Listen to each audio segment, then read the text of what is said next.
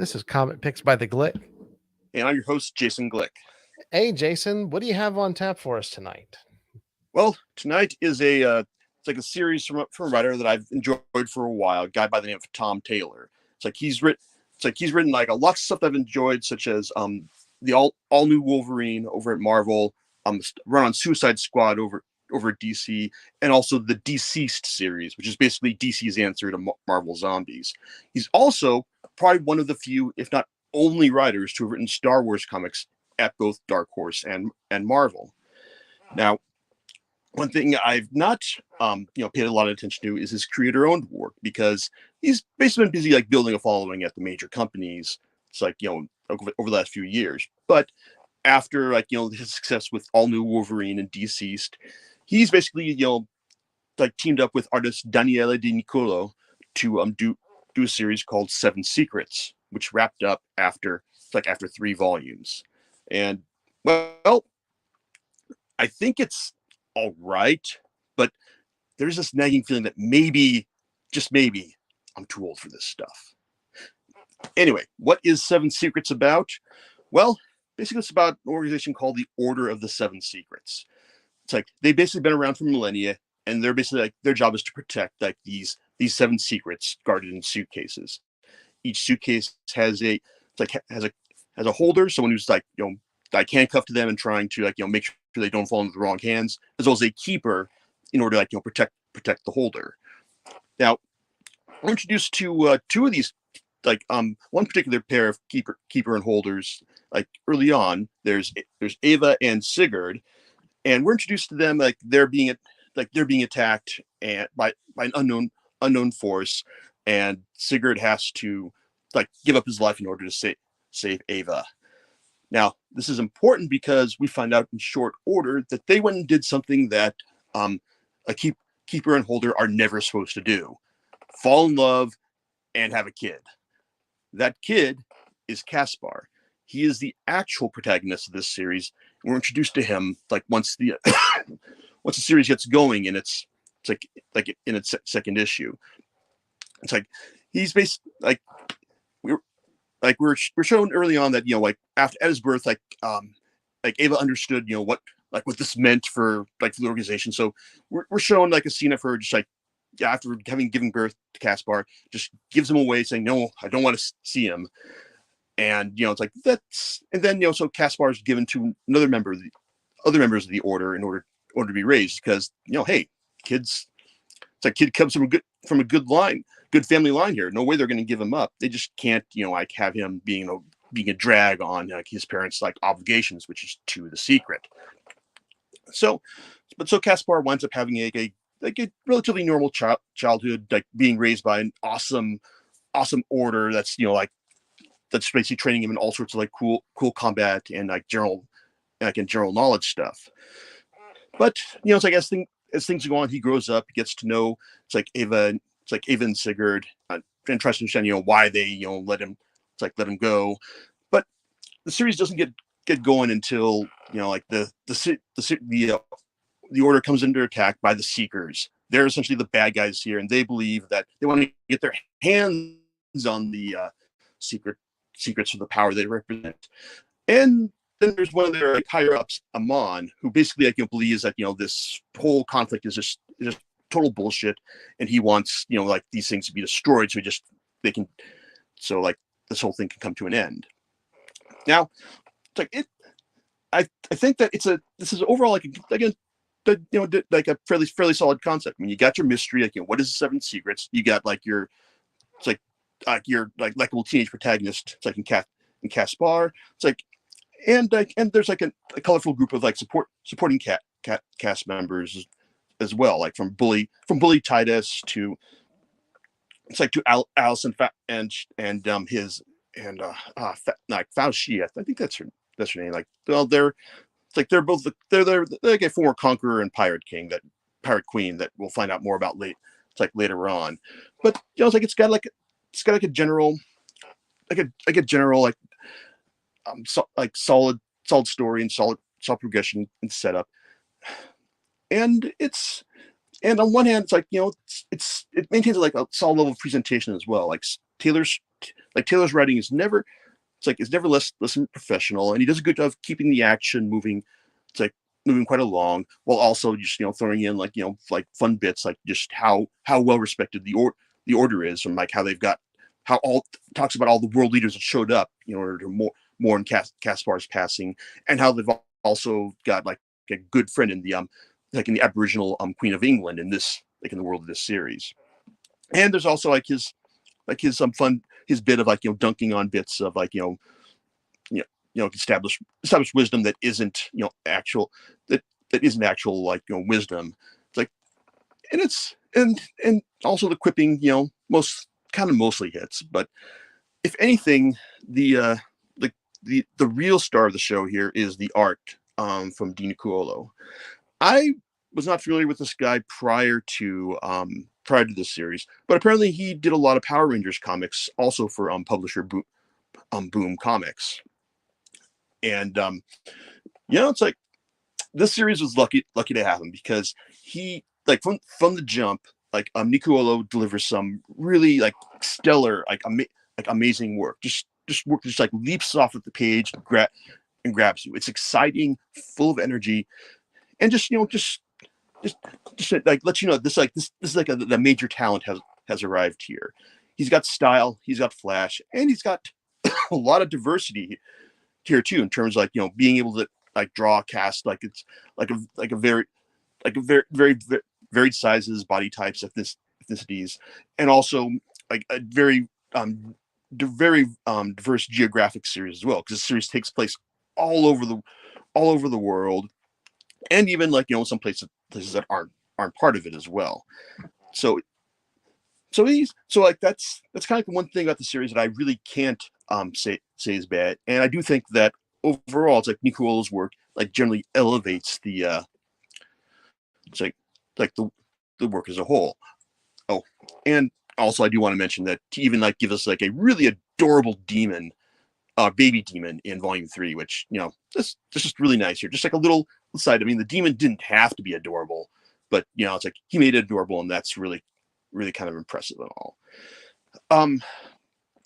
Where Seven Secrets starts to lose me is in the fact that it's actually it's really kind of conventional in terms of how these kinds of stories go, because basically you got an organization that's been protecting its secrets for millennia, and then wouldn't you know it, they're facing an attack by by an organization that wants to destroy them.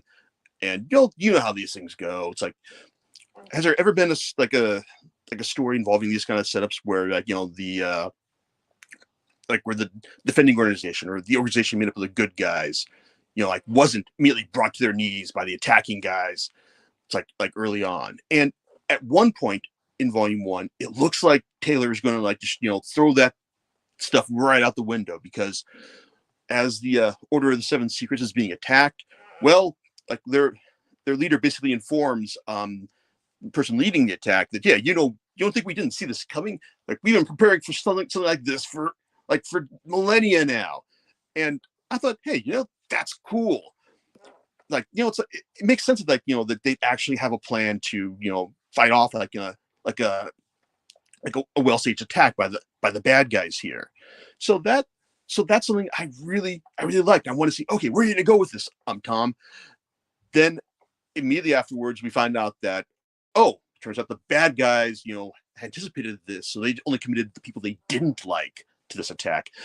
And also the the Order of the Seven Secrets, well, apparently they're going to abandon things anyway and go to a place that that obviously the bad guys can't figure out where it would be, but the bad guys are really that clever, so they do. And basically just wants recommitting to all this, to this to this business that I was just so hoping to be done with. I was hoping for a good swerve out of convention, but instead it's just swerved away from convention and then just right into right into a wall.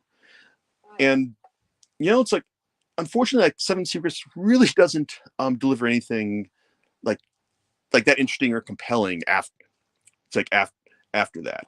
I mean, there is some business in in volume 2 when it's hinted at that maybe the Order of Seven Secrets may not have like the right idea in terms of like when it comes to like torturing people for information, or just like trying to like demanding like absolute fealty from their it's like from their young charges, and also like the level of like torture and brutality that goes into selecting the keepers and the holders.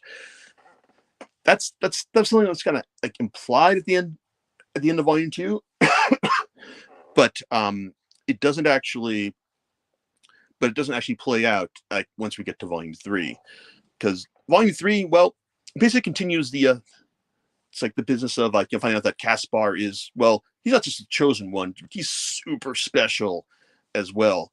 Like aside from the like from being like one of the holders, well, it turns out that he was also raised in in the land of fairies as well.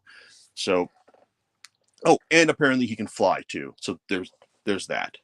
So there's a lot of that business going on here. Just make sure he's like he's super special, in addition to like narrating the whole thing as well, which, as he lets us know early on, that, oh wait, yeah, too bad I don't live to see this because I die at the end. And if you think that, well, hey, wait a second, it's kind of you're kind of really tipping your hand there, Mr. Taylor, if you're saying that like our main character's going to die at the beginning of the series. Makes you wonder, like, hey, maybe he's got some sort of plan here. Like there's going to be some sort of twist like at the end. Well, I will admit that he does really commit to that bit. It's like as things go on, but in the end, it's the way things turn out. It's all pretty conventional.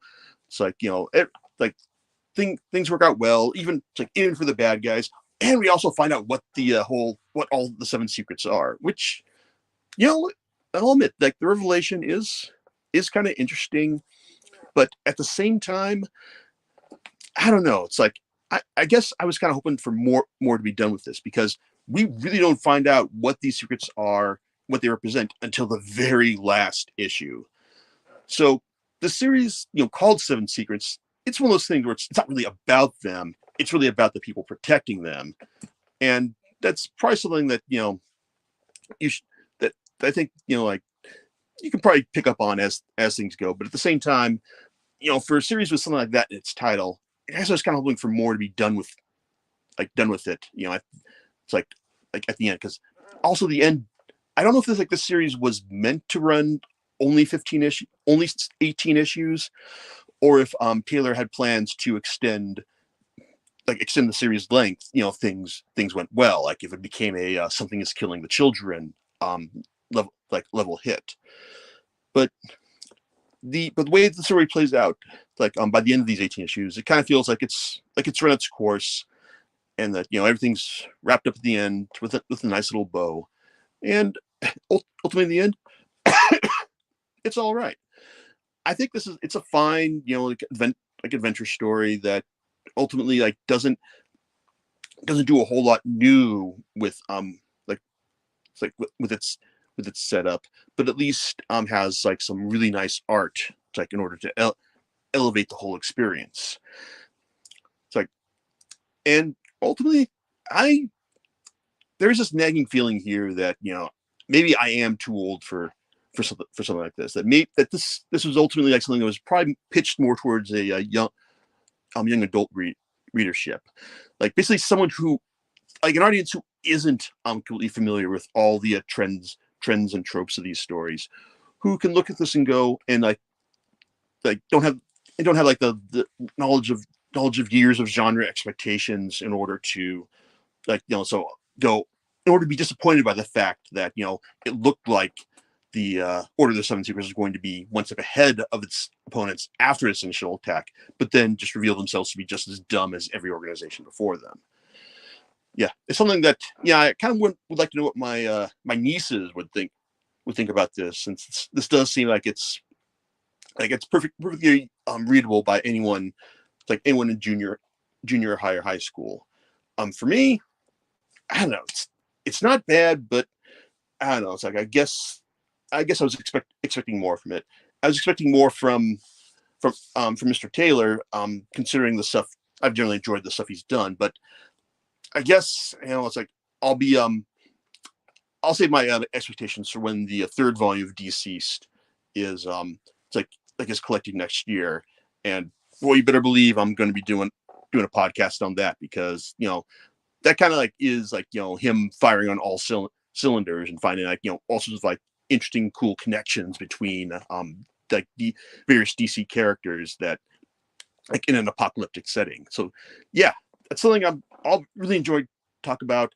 And I guess like if you're looking to like see the writer at his best, you can either check out any of the DCeased stuff, specifically the villain centric volume Unkillables, or his all new Wolverine run, which basically gave Laura Kinney the spotlight as Wolverine.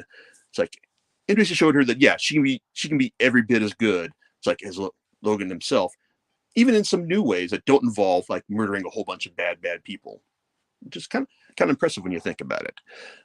As for Seven Secrets, yeah, it's not bad, but I don't know. It's like not something I recommend that you go and rush out and buy. It's like if you're an established fan of the writer, but hey, maybe this will turn you into a fan of artist Daniele Di Nicuolo, and I'll look forward to seeing whatever he does next, which also includes a team up on Nightwing, which Taylor is currently writing. So I'll be interested in seeing how that reunion goes. Cool. So do you like the DCeased? I can't say it right. Series, and how does it compare to the Marvel zombies? Man, my tongue is tied tonight. No, I get it. It's like I don't know. It's interesting because it does seem like Taylor had a better plan for expanding the series than Kirkman did. Like Kirkman, over and Sean Phillips over with Marvel Zombies is like I think they just kind of like figured like that initial miniseries is just going to be like one and done. Like we're just do like some like over the top Marvel like zombie action, and that's it. Because no, this isn't going to catch on. This is going to be a mega hit.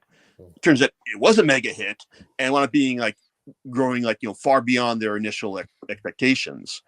And they did the second series, and then they tapped out. With DCeased, Taylor seems to have managed to like balance things pretty well in terms of delivering both like self-contained stories for each of the various DCeased like storylines, while also contributing to like a bigger picture as well. Which is to say, like you can read volume 1 and it wraps up pretty self-contained. You can read volume 2, same as well. Even though there are a couple threads that you think, hey, maybe there's going to be like a follow-up volume to like finish things off, and that's what we're getting next year. Like DCeased, War of the Dead Gods. All right. Do you know what you're going to be talking about next time? Next time we're going back to high school, specifically Rick Remender's high school. Rick Remender and Wes Craig's high school in Deadly Class, which like a series I've been reading for years, and I'm looking forward to seeing how they wrap it up, and if it becomes like the creators, specifically the writers, magnum opus. Okay, we'll catch you next time on Comic Picks by the Glick. Laters.